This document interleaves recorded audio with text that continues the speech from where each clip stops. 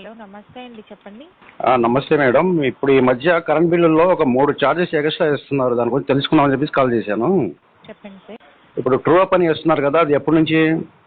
1 year నుంచి పడుతుంది sir. ఇది 13th మంత్. 13 మంత్. అది ఏ సంవత్సరానికి సంబంధించింది? 2014 నుంచి 19 మధ్యలో యూజ్ చేసుకున్న పవర్ కన్జంప్షన్ సార్. మరి 2014-19లో మన వైసీపీ ప్రభుత్వం లేదుగా, టీడీపీ ప్రభుత్వం ఉంది. ఆ ప్రభుత్వంలో చేసింది ఇప్పుడు ఎందుకు ఇస్తున్నారు? వాళ్ళు చూసుకోవాలి కదా. టీడీపీ ప్రభుత్వంలో గవర్నమెంట్కి ఏపీఆర్సీ గవర్నమెంట్కి ప్రాపర్ పేమెంట్ అనేది సరిగ్గా చేయకపోవడం వల్ల ఇన్ని క్రోస్ ఆఫ్ అమౌంట్ ఉందని చెప్పి ఏపీఆర్సీ గవర్నమెంట్ వాళ్ళు కోర్టులో స్టే ఆర్డర్ వేశారు సార్. హైకోర్టు స్టే ఆర్డర్ ప్రకారం సుప్రీంకోర్టు స్టే ఆర్డర్ ప్రకారం ఎవ్రీ మంత్ 0.22 చొప్పున ఆ 5 yearsలో యూజ్ చేసుకున్న రీడింగ్కి 36 months మేము తీసుకుంటామనంటే గవర్నమెంట్ పర్మిషన్ ఇచ్చింది. దానికి కోర్టు పర్మిషన్ ఇచ్చింది. సరే, ఇప్పుడు 2014 నుంచి 19 వరకు ఎవరు కట్టలేదు? కస్టమర్స్ కట్టలేదా, లేదా అప్పుడున్న ప్రభుత్వం కట్టలేదా?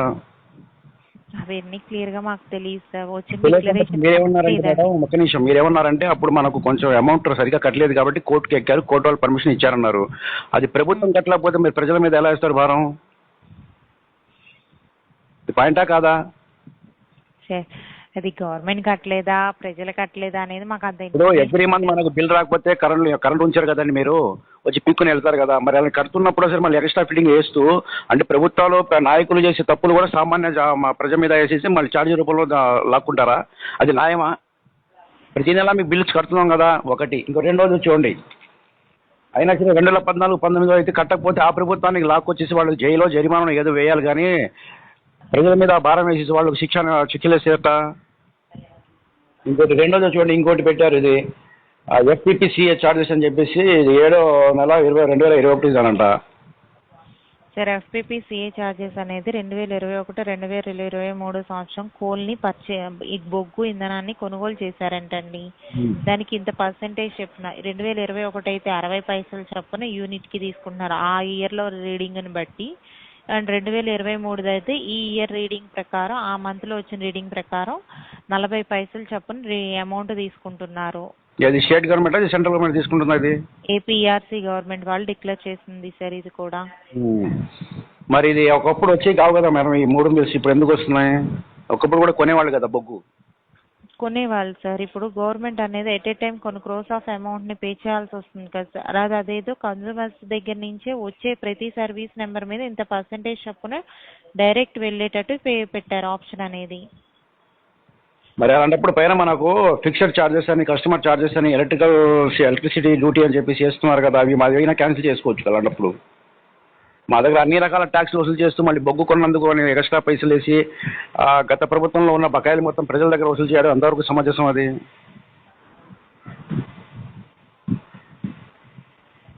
లైన్లో ఉన్నారా మేడం?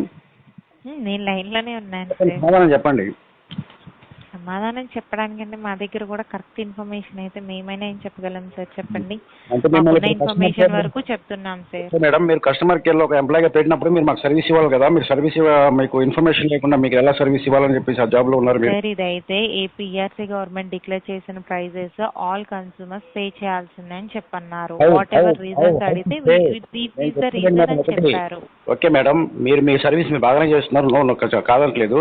ఇలా ప్రతి నెల ఇప్పుడు చూడండి 13 నెలలు గడిచినాయి టూ అప్ చార్జెస్ అనేది. ఇంకా 36 నెలలు 13 నెలలు పోయిందంటే ఇంకా ఉన్నాయి మాకు 23 నెలలు కట్టాలి. 23 నెలలు చొప్పున కట్టుకుంటూ పోతే ఇది ఎంతవరకు న్యాయమా అని నేను అడుగుతున్నాను. ప్లస్ ఈ ఎఫ్పిపిసిఏ చార్జెస్ కూడా ఈ బొగ్గు కొన్నాము పెరిగినాయి 60 పైసా 40 పైసా అనేది 10-20 రూపాయలు అయితే సామాన్యుడు కడతాడు. కానీ మీరు ఇక్కడ దాదాపు ఒక చిన్న చిట్క బిల్లు మీద కూడా 215 రూపాయలు ఒకటి, 98 రూపాయలు ఒకటి, 40 రూపాయలు ఒకటి వేసేసారంటే ఇదే బిల్లు వచ్చింది ఎంతండి మనకు? 680 రూపాయల బిల్లుకి కట్టడానికి వెళ్ళేటప్పుడు 1100 రూపాయలు అంటున్నాడు. దాదాపుగా 400 వేరియేషన్ కనబడుతుంది ఇక్కడే. అవునా?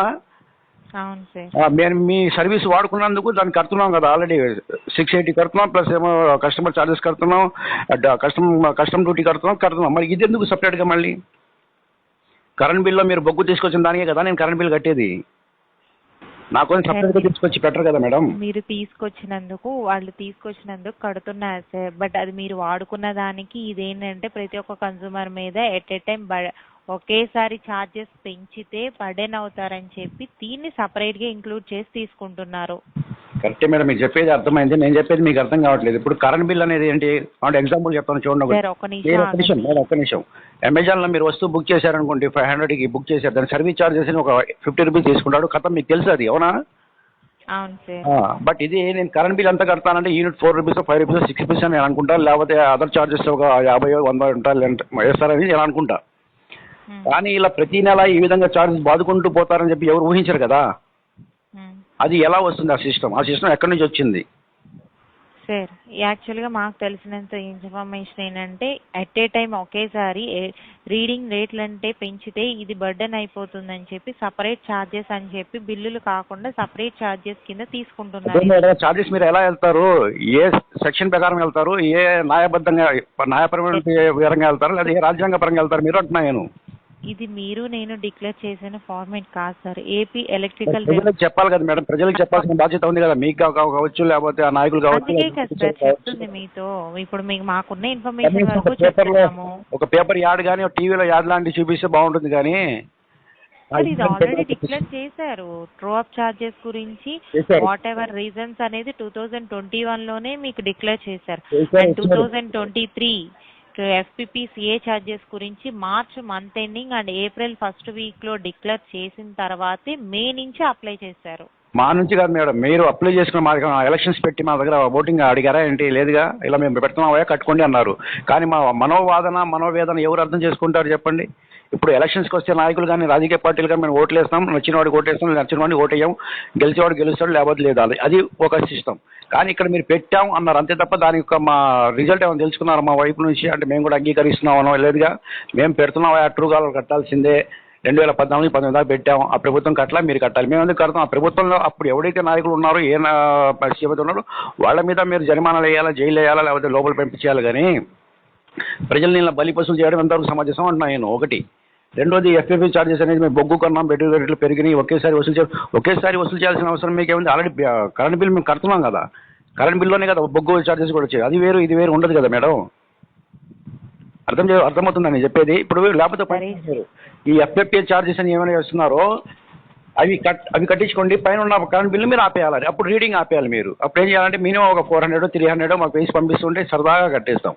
మీరు కరెంట్ బిల్లు కట్టండి, ట్యాక్సీలు కట్టండి, ప్లస్ మాకు ఈ పెరిగినటువంటి బొగ్గు ఛార్జెస్ కూడా వేస్తాం, అది కూడా కట్టండి. ప్లస్ ఇప్పుడు రాష్ట్రం అప్పుల పాలలో ఉంది, ఖర్చులు చాలా పెరిగిపోయినని చెప్పేసి ఈ విధంగా దొబ్బేస్తే ఒక సామాన్య మానవుడు ఎలా బతుకుతాడు చెప్పండి? ఇప్పుడు రోజుకి 100 రూపాయలు కూడా సంపాదించిన వాళ్ళు మన ఆంధ్రప్రదేశ్లో చాలా మంది ఉన్నారు. మరి వాడి బిల్లుగా చూస్తే దాదాపుగా మీరు 400 అబౌవ్ మామూలు ఎక్స్ట్రా ఛార్జెస్ చేశారు. ఈ 400 ఎక్కడి నుంచి తీసుకొస్తాం? పనికి ఆహార పథకం అని చెప్పేసి అలాంటి కార్యక్రమం పెట్టి 160-180 ఇస్తున్నప్పుడు ఈ ఎక్స్ట్రా ఫిట్టింగ్ 450 రూపీస్ ఎక్కడి నుంచి కడతాడు? ఎన్ని రోజులు పని చేయాలి అతను? కంప్లైంట్ లాక్ చేసి ఇంటిమేట్ చేస్తాం సార్. మాకున్న ఇన్ఫర్మేషన్ వరకు మీకు చెప్తాం. నా కంప్లైంట్ మాత్రం డెఫినెట్గా మీరు APDC వాళ్ళకి పంపించండి. వాళ్ళు సమాధానం ఏం చెప్తారు? వాళ్ళు చెప్పరు. సమాధానం చెప్తే మా దేశం ఎలా ఎందుకు ఉంటుంది? కానీ అండి చక్కగా అన్నపూర్ణ అయిపోయి కూర్చునేది. మా దేశం మీద అప్పులు పాలవడానికి కారణం కూడా ఇలాంటి వేసి దొబ్బడమే. ఒక సామాన్యుడు కాదు.